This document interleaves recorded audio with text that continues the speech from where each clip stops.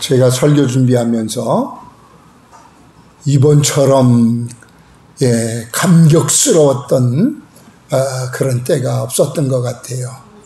왜냐하면은 우리나라는 보통 나라가 아니더라는 겁니다.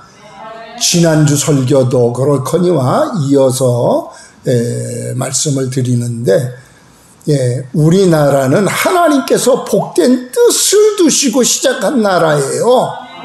아멘. 이스라엘 나라하고 공통점이 너무 많아요. 이미 우리가 듣건대는 우리나라는 셈족이라고 그렇게 말을 하잖아요. 노아의 세 아들 셈, 함, 야벳 그 아들 중에서 셈 계통, 그러니까 황색인 계통이 우리나라인데, 그 셈 계통이다. 셈 계통이 바로 아브라함, 그 다음에 이어서 예수 그리스도가 그렇게 연결이 되어지는데, 오래전부터 우리 민족을 가리켜서 셈 후손이라는 그런 말을 듣게 되고, 단지파라는 그런 말을 듣게 되고 그러는데, 여러분들 여러 면에서 이스라엘 나라하고 우리가 같은 그런 부분이 있어요. 그 중에 한 가지는요, 고대 이스라엘인들을 보면은 우리나라 사람들처럼 키가 좀 작고 머리가 검었다는 거하고, 머리가 우리나라가 세계에서 제일 좋다는 거하고, 두 번째가 이스라엘이에요. 그거는 1970년도 하버드 대학교 인류학 교수가 발표한 논문에 나와 있는 거고요. 그 다음에 또 단군 지석, 그게 거기 히브리어로 기록이 되어 있는데, 그거를 또 이렇게 살펴보니까 이거는 프랑스 신부가 밝혀낸 건데, 히브리어로 기록된 그런 그 글자를 판독을 했는데, 거기에 에비, 에미, 애기, 그게 히브리어하고 우리나라 발음하고 똑같고 뜻도 똑같다는 거예요. 그런가 하면은 우리가 지금 이 해방을 맞은 그런 해가 1948년도에 우리가 해방받았는데, 이스라엘도 해방된 해가 1948년도에 해방을 맞이했거든요. 우리나라를 가리켜서 그런 말을 하잖아요. 동방의 이스라엘이다, 동방의 예루살렘이다, 그런 말을 하게 되고요. 또 보면은 지형적으로 볼 때에 이스라엘이 엄청 많이 이렇게 외세에 침입을 받았는 것처럼 우리나라가 그래요. 전쟁 마당이었거든요. 옛날에 보면은 한 10년에 한 번 꼴로 전쟁이 일어나고 그랬었는데, 자, 하여튼 이 전쟁 마당 역할하는 것도 아주 비슷하고요. 그 다음에 또 아빠라는 그런 단어도 그렇고, 높은 어른 앞에서 아버지를 표현하기를 뭐라고 표현해요? 윗어른 앞에서 아버지 표현할 때에 우리나라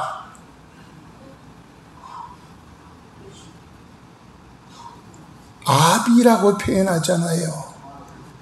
아비. 여러분들 개역 개정판 지금 우리가 쓰고 있는 바로 전에 사용하던 개역 한글판은 이런 식으로 했어요. 하나님 아버지가 제일 높기 때문에 거기에서는 아버지 하나님을 찾을 때는 반드시 아버지라고 표현해 놨고요. 육신의 아버지를 가리킬 때는 전부 다 아비로 그렇게 번역해 놨어요. 자, 하여튼 이런 어른 앞에, 높은 어른 앞에 아버지를 아비로 낮추는 이런 표현도 같고요. 예, 인사할 때에 우리 보통 인사할 때는 안녕 인사하잖아요. 이스라엘 나라는 샬롬 하거든요. 뜻이 같아요. 예, 다른 나라들은 뭐 좋은 아침 아니면은 좋은 저녁 뭐 이런 표현하는데, 예, 샬롬 안녕 이 표현하는 거는 우리나라하고 이스라엘 나라밖에 없다는 사실입니다. 그런가 하면은 파, 마늘, 부추 등 이런 매운 음식을 즐겨 먹는 것도 이스라엘하고 우리하고 똑같고요. 그 다음에 옛날 기우제 드릴 때에 우리나라 소를 바치고 이렇게 했는데 이스라엘이 그렇다는 거예요. 그런가 하면은 상을 당했을 때에 베옷 입는 것도 이스라엘하고 똑같고요. 곡하는 풍습도 이스라엘하고 똑같고요. 그 다음에 흰옷 입는 것도 똑같아요. 예. 그런가 하면은 동짓날 우리 팥죽을 갖다가 그걸 뭐 문설주나 벽에나 뭐 기둥 같은데 이게 바르고 했던 거 그거 똑같아요. 예. 이스라엘 나라는 예, 출애굽할 때에 임방과 좌우 설주에다가 피를 발랐잖아요. 그게 원래 우리나라 옛날에는 피를 발랐다는 거예요. 예, 그런데 이게 내려오면서 팥죽으로 바뀌어졌어요. 붉은색이니까. 예, 그런가 하면은 새날을 맞는데 우리는 새날을 맞이할 때에 0시부터 새날로 표현하잖아요. 그 나라는 예, 오후 6시가 0시예요.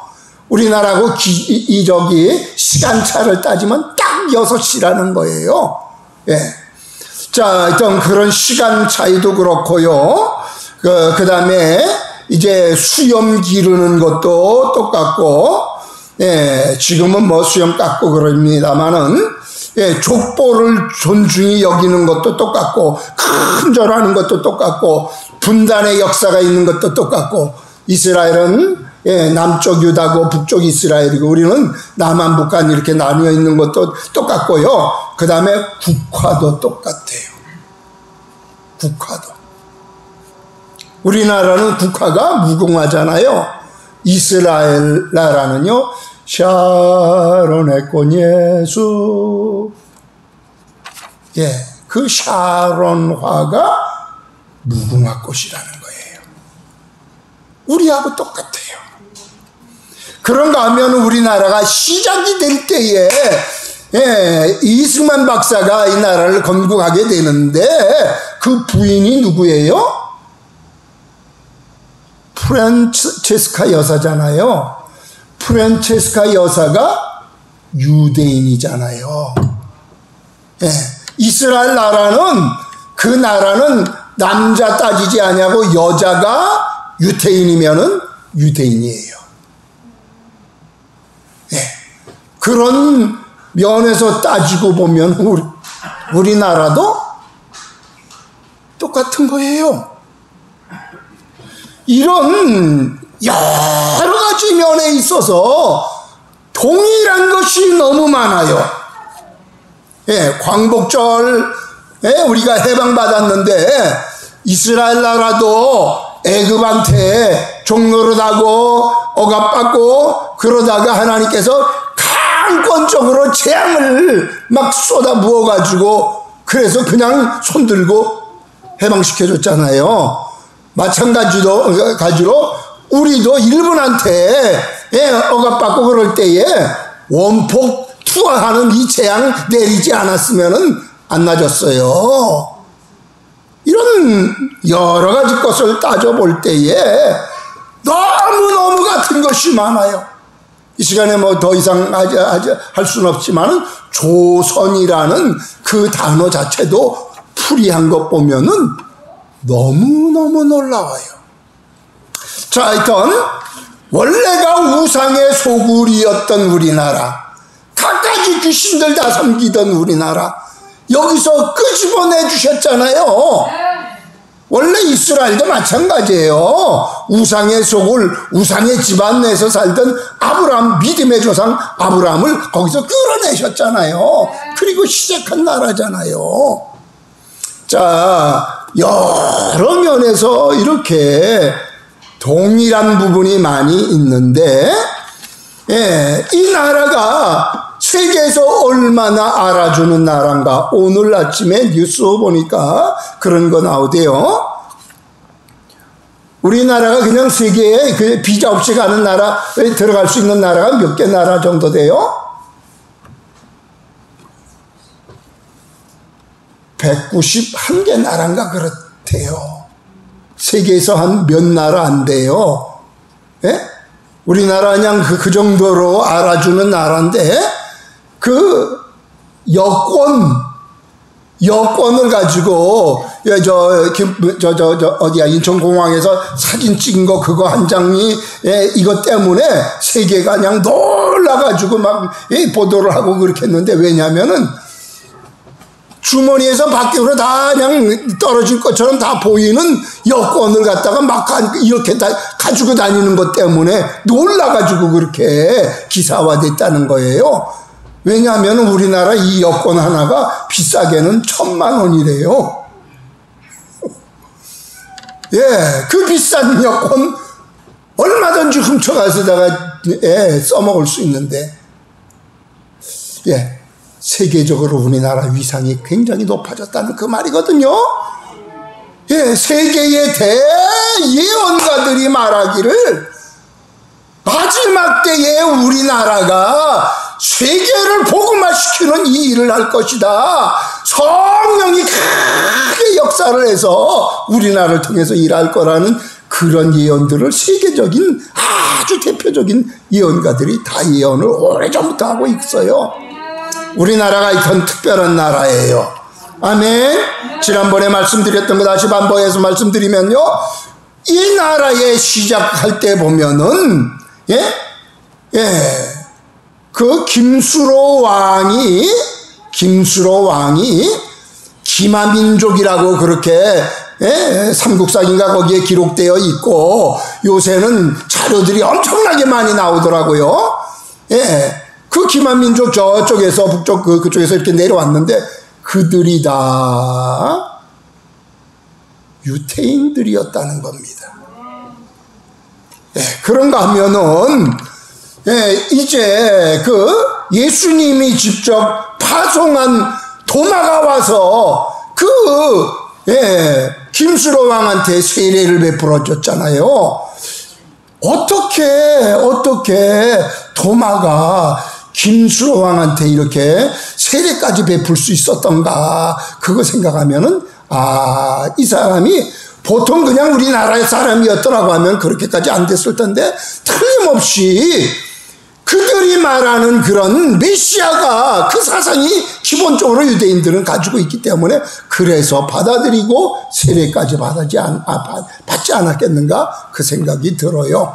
하여튼 예수님이 보내신 그 도마에게 세례를 받았고, 그 도마가 왔다 갔다는 것을 암각상 이렇게 그려놓고 거기다가 히브리어로 도마라고 써놓고 땅끝까지 와서 전했다는 그런 단어를 적어놓은 것을 우리가 보게 됩니다. 그런가 하면 우리나라는 하나님의 말씀인 성경으로 시작된 나라예요. 토마스 선교사가 들어올 때 성경 가지고 들어오다가 우리나라 사람들이 토마스 선교사를 죽이잖아요. 그때에 가지고 온 그 성경책이 이게 전해줬는데, 그 성경책을 가지고 와서 종이가 너무 좋으니까 되배를 막 방에다 다 되배를 했잖아요. 바로 그 집에 앞에 선교사가 와서 보고 깜짝 놀라서 이게 어떻게 된 건가? 알아봤더니 그 옛날에 그 토마스 선교사가 순교당하면서 전해줬던 성경책이에요. 근데 그 집이 교회가 됐잖아요. 우리나라 최초의 교회가 되어졌을 뿐만 아니라 성령의 역사가 그 교회를 통해서 이 땅에 크게 확산되는 그런 계기가 되었잖아요. 바로 그 성경책을 또 가져다가 읽었던 사람은 성경 선교사들이 와서 성경 번역할 때에 같이 동참한 사람이 됐습니다. 자, 하여튼 성경으로 세워진 나라고요. 세울 때의 목적이 하나님 나라를 세우겠다는 목적으로 세웠잖아요.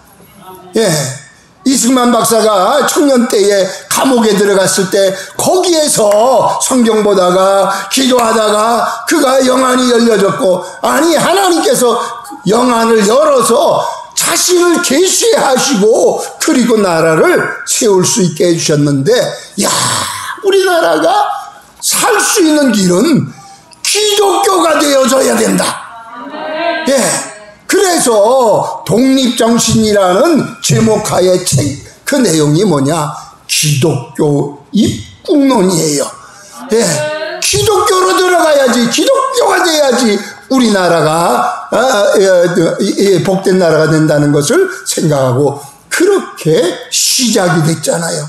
그래서 기독교 나라 만들려고 향목도 두고 군목도 두고 어느 곳에 가든지 복음이 전해질 수 있도록 그렇게 만들었더라는 겁니다. 뿐만 아니라 재헌 국회시에 기도로 시작한 나라 우리나라잖아요. 목사이면서 국회의원이었던 이윤영 목사가 그들을 향해서 우리 같이 기도합시다. 하나님 앞에서 다 일어나십시다. 그래서 국회의원들 200여 명이 다 일어나서 기도할 때에 하나님 감사합니다. 하나님의 뜻이었습니다. 하나님의 섭리였습니다. 계속하면서 하나님께 감사하기를, 하나님을 찾기를 10번이나 찾는 그런 것을 속기록을 통해서 보게 됩니다. 자, 하여튼 기도로 시작했고요. 그리고 우리나라 하나님을 영원토록 찬양하는 그런 나라로 만들었잖아요. 우리 애국가를 보면 그렇잖아요. 큰 일을 시작할 때에 애국가를 부르면서 시작하는데, 애국가 우리 처음에 뭐예요? 동해물과 백두산이 마르고 닳도록. 동해물은 동해바다 물, 그리고 백두산 이게 마르고 닳도록 하나님이 보호하사 우리나라 만세. 동해물하고 백두산 마르고 닳지 않아요. 아멘 소리가 별로네. 동해물과 백두산 마르고 닳지 않아요. 그렇게 마르고 닳지 아니할 동안 영원토록 하나님이 보호하신다는 그 말이에요. 이게 하나님 찬양하는 거잖아요. 세계에 이런 나라가 어디 있어요? 아멘. 유일하게 하나님을 찬양하는 이런 나라단 말이에요. 이게 작곡한 사람, 작사한 사람 다 믿음 좋은 신앙인들이 의도적으로 이렇게 작사 작곡했다고요. 그런가 하면은 많은 선교사들이 와서 희생하면서 세웠던 나라 우리나라잖아요. 약 한 2,500명 정도 왔는데 저들이 와서 얼마나 희생했어요. 우리 바로 옆에도 전도 별로 안 하는데 저들은요 500리 600리까지 걸어다니면서 전도해서 신발이 금방금방 닳아서 없어졌다 그런 얘기를 하잖아요. 근데 그렇게 다니면서 전도하고 한 사람이 최고는 유진벨 선교사의 가족 중에서 휴 린튼인가? 교회를 600개 교회나 세웠고, 그 다음에 마페 선교사 같은 경우는 1000개 교회나 세웠고, 이 말은요 죽기 살기로 전도했고 교회 세웠다는 그 말이거든요. 그들이 와서 그렇게 죽기 살기로 교회 세웠고 병원 세웠고, 저들이 그렇게 죽기 살기로 그렇게 하면서 가족 잃은 사람들이 태반이잖아요. 자기 가족 다 잃어가면서 물질 다 투자해가면서 자기 생명까지 다 바쳐가면서, 그러면서도 순교했던 한 자매 같은 경우 뭐라 그래요? 나에게 생명이 10개가 있으면은 10개 다 조선을 위해서 주고 싶다고. 와서 오래도록 잊지 못했지만은 내가 죽으면은 나를 보낸 우리 미국의 그 청년들 10명, 20명, 50명 이 땅을 향해서 와달라고 그렇게 전보 쳤을 때에 그 청년들이 울면서 한꺼번에 막 20명씩 달려왔잖아요. 하여튼 와서 그렇게 희생해서 세운 나라, 우리나라이고요. 순교자들의 피로 세워진 나라. 6.25 기간 동안만 해도 약 400여 명의 순교자가 나왔고요. 그리고 이 나라는 많은 기도로 세워나가는 나라잖아요. 한때는 전국에 기도원 없는 곳이 없을 정도로 기도원이 뭐 한두 군데가 아니라, 제가 이렇게 쓰면서 봤던 거 한 500-600개 곳인가? 하여튼 엄청나게 많은 이 기도원이 있었고, 우리나라가 새벽기도 열심히 해서 세계에서 한때는 그거 견학 와서 새벽기도 하는 거 견학 오고 그런 적 있잖아요. 그런가 하면 우리나라 철야기도도 그렇고요. 그리고 우리나라만큼 40일 금식기도 한 나라가 어디 있어요? 제가 대충 조금만 따져봐도 40일 금식기도 한 사람 1000명도 넘어요. 여러분들 이 세계적으로 볼 때 이렇게 기도한 그런 나라 없어요. 기도 많이 하는 나라. 그리고 이 나라가 하나님 나라라는 것을 확인하기 위해서 십자가 깃발을 많이 꼽아놓은 나라. 우리나라 말고 다른 나라들이 어느 나라가 있어요? 나가면은 맨 십자가야. 우리도 몇 개 꼽아놨어요? 우리 몇 개? 응? 우리 밖에 십자가 몇 개 꼽아놨어요? 안 지어봤어요? 적어도 우리 것만 해도 한 5개 정도 돼, 저기.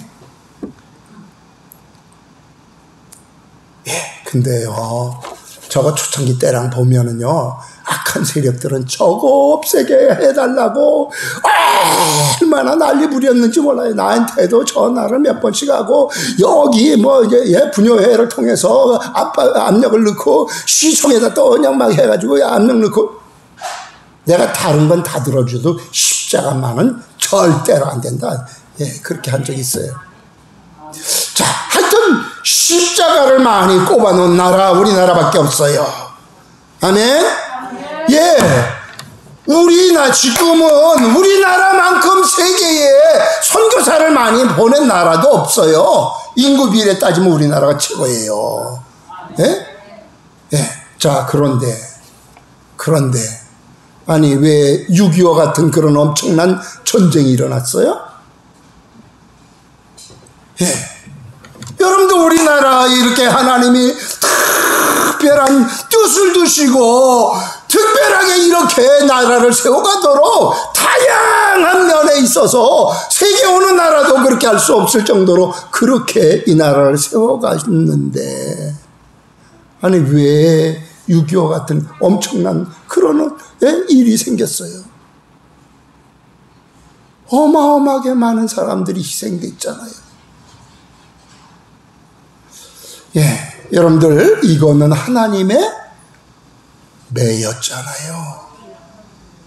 하나님의 매였잖아요. 하나님을 배신한 매였잖아요.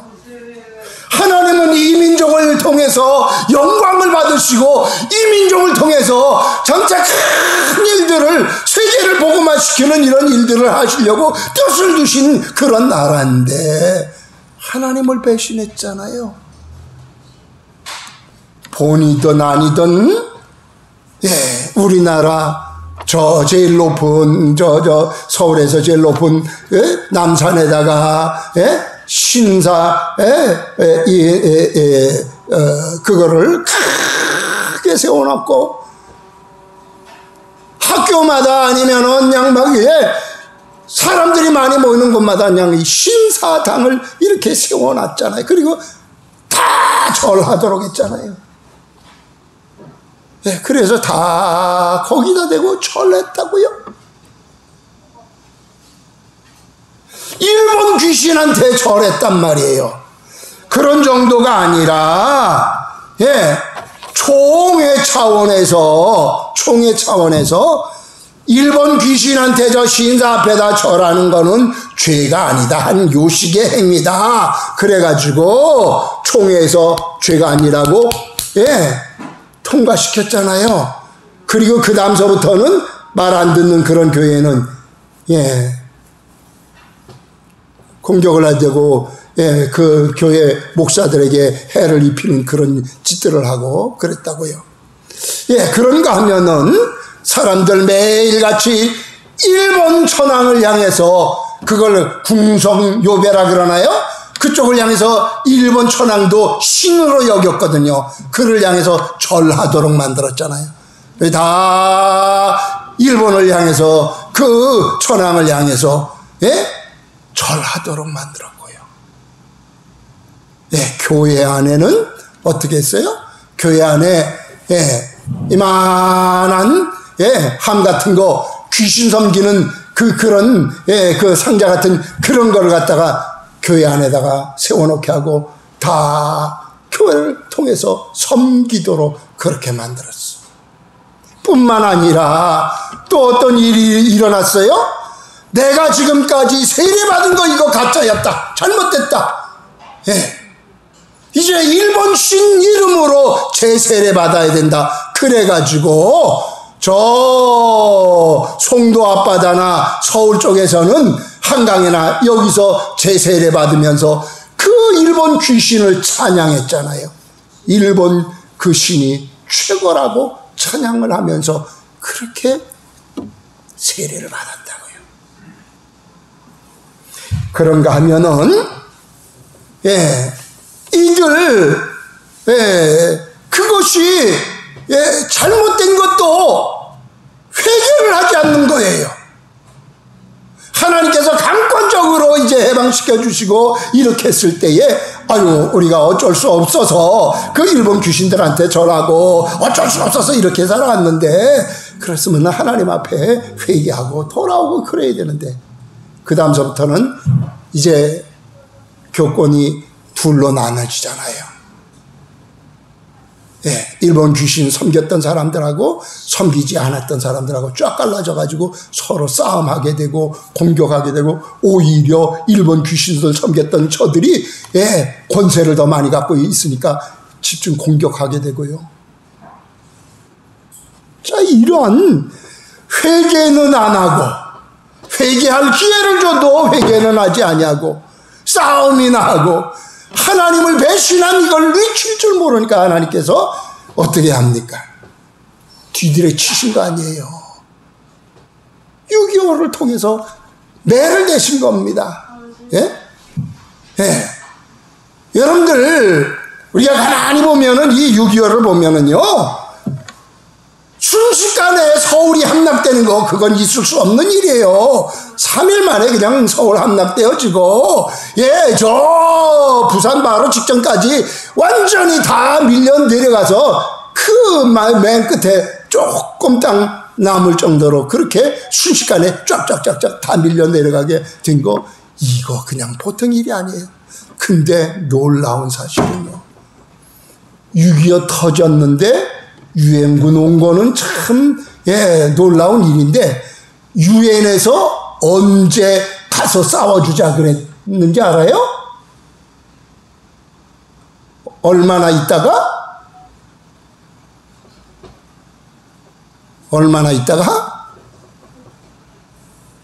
전쟁이 일어난 다음 날 유엔 세계의 나라들이 딱 모여가지고 가서 우리가 싸워주자. 하루 만에 유엔이 모일 수 있다는 거, 이거는 하나님의 일 아니면 안 되는 일이에요. 하나님이 하신 일이에요. 그런가 하면은 여러분들, 그 그들이 도우러왔던 그 나라들 보면은 거의 다 선교사들이 온 나라들이 그렇게 도와줬고요. 선교사들이 많이 나온 온 수에 따라서 유엔 보낸 지원병이 그렇게 많이 왔어요. 또 한 가지 보면은요, 여러분들 미국의 대통령이 즉각적으로 이렇게 파병시키도록 이렇게 하는 거, 그거 쉬운 일 아니에요. 근데 그게 어떻게 그렇게 되었느냐 보면은요, 이승만 친구, 오랜 40년 친구 있는데 미상원 의원의 그 원목이 바로 이승만 대통령의 친구예요. 그가 누구냐면은 상원에서 제일 위에서 목사로서 이렇게 지도해 나간 그분의 그분이 어떤 사람이냐면은 이승만 박사가 미국에 갔을 때 출석하던 교회의 담임 목사고요. 그리고 프란체스카 여사가 그 교회 교인이야. 이게 우연이 아니에요. 그런가 하면은 또 누가 대통령을 설득을 시켰느냐 하면은 메가더가 그렇게 했는데, 메가더 장군도 이 사람 이승만 대통령의 오랜 친구예요. 나이 차이는 있지만은 바로 이 사람도 선교사 하려다가 이렇게 군인이 된 사람이거든요. 그래서 전쟁이 일어났다 그러니까 금방 그냥 일본에 있다가 비행기 타고 왔잖아요. 와서 전방에 와서 다 시찰하고 가가지고 미국의 대통령한테 빨리 보내십시다 하고선 권면했던 것이 메가더 장관이에요. 그런가 하면 또 있어요. 빌리 그레함 목사. 빌리 그레함 목사. 빌리 그레함 목사는요, 그 시대에 세계의 수십억의 사람들하고 연결되어 있던 사람이에요. 미국에서 대통령들 한 4-5명이 다 그분의 지도를 받고 그러던 인기 있는 그런 사람이거든요. 그러니까 대통령 되고 안 되고 빌리 그레함한테 상당히 달려있다는 그런 말이거든요. 그런 그 빌리 그레함이 부인이 누구냐? 선교사 딸이에요. 한국에 와서 평양에서 공부한 오래도록 평양 저쪽 어디야 하여튼 북쪽에 거기서 태어났다 그러는데, 평양에 있는 학교에서 공부를 오래도록 공부했던 그 자매가 빌리 그레함하고 결혼하게 되고, 빌리 그레함이 군목으로 왔을 때 이렇게 만나게 되고, 학교에서 만나긴 했는데, 그 자매가 제2의 나의 고향과 같은 이 나라 공산주의자들한테 저렇게 맡길 수 없다. 그래가지고 남편한테 막 빨리 대통령한테 빨리 좀 설득해가지고 이거 군인들 파병시켜야 달라고 부탁을 한 거예요. 그러니까 곧바로 군대를 파병하도록 그렇게 해준 겁니다. 저절로 된 게 아니라는 거예요. 아멘? 그런가 하면은요, 여러분들 그때에 우리나라에 싸울 수 있는 무기가 있었느냐? 아무것도 없었어요. 경비행기 이런 거는 있었지만은, 전투 비행기 한 대도 없었어요. 이승만 대통령이 메가더 장군한테랑 자꾸 우리 비행기 좀 달라고, 오래전부터 그렇게 요청을 하고 그러는데 안 주고 그러다 나중에 이때가 돼서 비행기를, 일본에 있던 전투기를 10대나 주게 됩니다. 근데 그때에 그 공짜로 줬던 그 전투기, 그거 훈련을 누가 시켰느냐? 이미 엄청나게 많은 이 비행 전적이 있는 목사인 공군의 장군이, 공군 장군이 목사였던 그가 우리나라에 이게 전쟁이 일어나니까 도우러 온 거예요.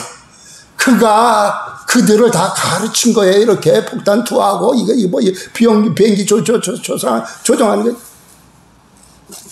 이게 다 하나님의 작업이 아니면 안 되는 일이에요.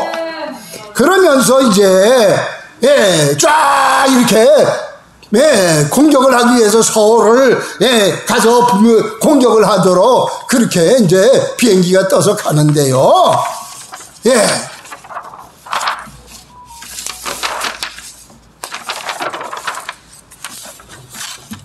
크게 이렇게 하려고 했는데 이게 안 돼가지고, 조종사가 비행기를 몰고 가다가 조종사가 딱 보니까 깜짝 놀란 거야. 아니 저게 뭐냐고. 그래서 이 뒤에 타고 있던 로버트 게리슨이라는 종군 기자가 사진을 찍은 거예요. 이게 크게 안 나와가지고 이렇게밖에 안 나와서 그냥 이렇게 했는데, 뭐예요? 예수님이잖아요. 이것도 전투기고 이것도 전투기고 전투기잖아요. 이제 여러 카트가 있는데, 예수님이 나타나서 폭격하지 못하도록 막아주신 거예요. 지금 아마 그 밑에 있는 사람들은 살려야 될 사람들이었던 모양이죠. 그래서 본부에다가 지금 이런 상황입니다 하고 보고를 했더니, 폭격하지 말고 철수해 그러면 철수했다는 거예요.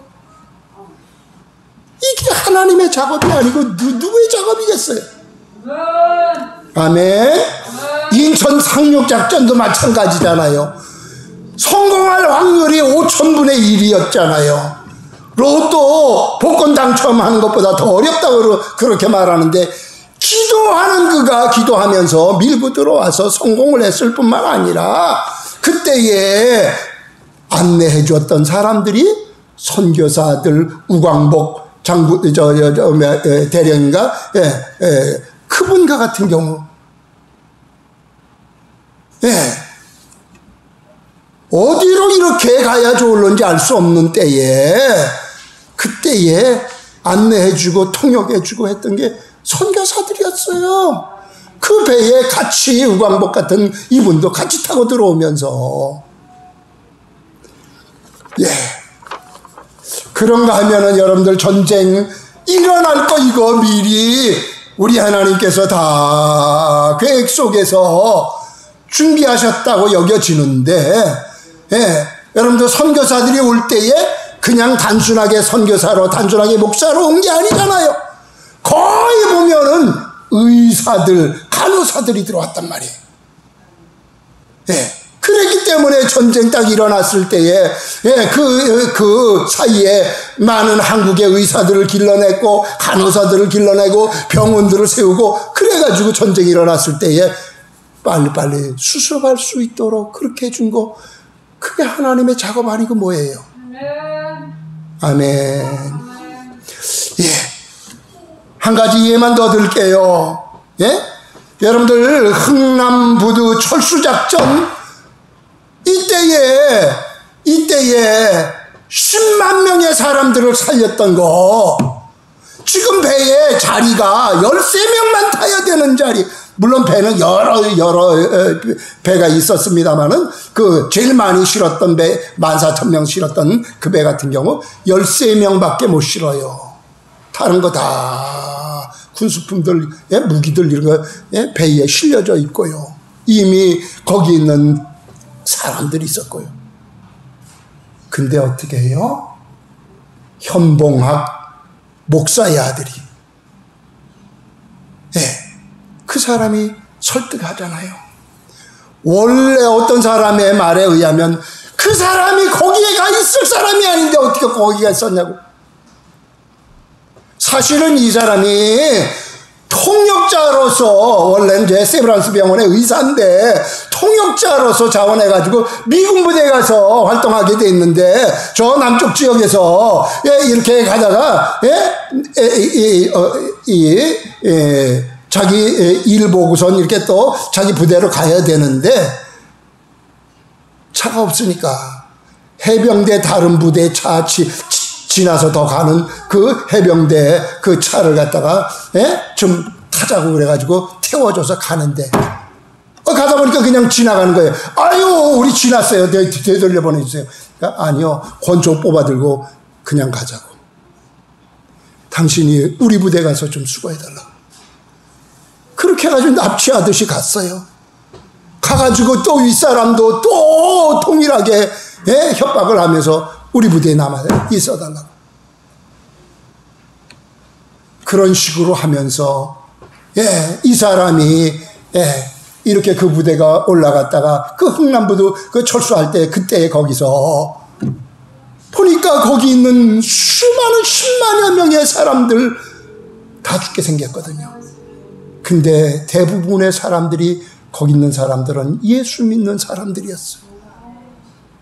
옛날에는 저 북쪽에 부흥의 불길이 크게 일어나가지고 예수 믿는 사람 많았잖아요. 그래서 목사의 아들인 그가 설득하기를, 이들 그냥 놔두면 공산주의자들이 오면 다 죽입니다. 기독교인들 다 죽입니다.